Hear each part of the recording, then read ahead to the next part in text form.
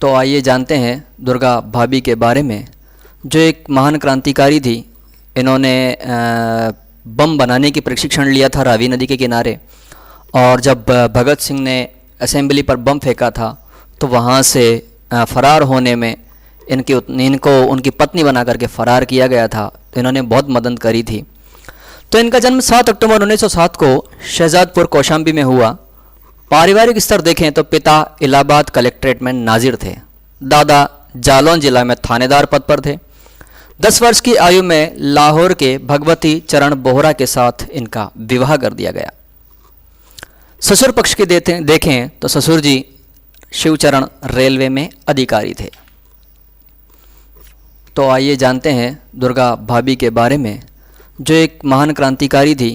इन्होंने बम बनाने की प्रशिक्षण लिया था रावी नदी के किनारे, और जब भगत सिंह ने असेंबली पर बम फेंका था तो वहाँ से फ़रार होने में इनको उनकी पत्नी बना करके फ़रार किया गया था। तो इन्होंने बहुत मदद करी थी।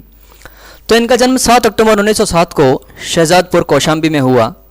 पारिवारिक स्तर देखें तो पिता इलाहाबाद कलेक्ट्रेट में नाजिर थे, दादा जालौन जिला में थानेदार पद पर थे। 10 वर्ष की आयु में लाहौर के भगवती चरण बोहरा के साथ इनका विवाह कर दिया गया।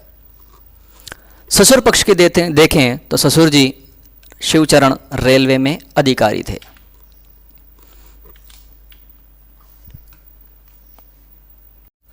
पति भगवती चरण बोहरा पिता के रहते हुए तो छुप छुप कर क्रांतिकारियों का साथ देते थे, परंतु पिता की मृत्यु के बाद में वो खुल करके अंग्रेजों के सामने आ गए।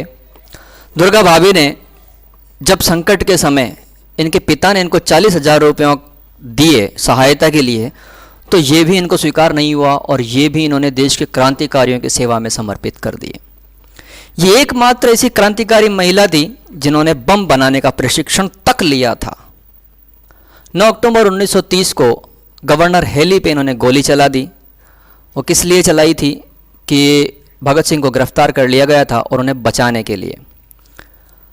तो हेली इसमें बच गया और सैनिक अधिकारी टेलर था वो घायल हो गया। इनका जो मुख्य काम था वो केवल क्रांतिकारियों के लिए बंदूकें लाना और ले जाना था। केंद्रीय असेंबली में बम फेंकने के बाद भगत सिंह और बटुकेश्वर दत्त को जब गिरफ्तार किया गया तो दुर्गा भाभी को ही उनकी पत्नी बनाकर बाहर निकाला गया। 14 अक्टूबर को इस महान क्रांतिकारी ने दुनिया से विदा कह दिया। ऐसे थे हमारी क्रांतिकारी महिलाएं। ये हमारा इतिहास है जो अब तक हमसे छुपाया गया है, लोगों को नहीं बताया गया है। तो इस वीडियो को ज़्यादा से ज़्यादा शेयर करें ताकि लोगों को हमारे अनछुए इतिहास के बारे में भी पता लगे। धन्यवाद, थैंक यू, फिर मिलते हैं।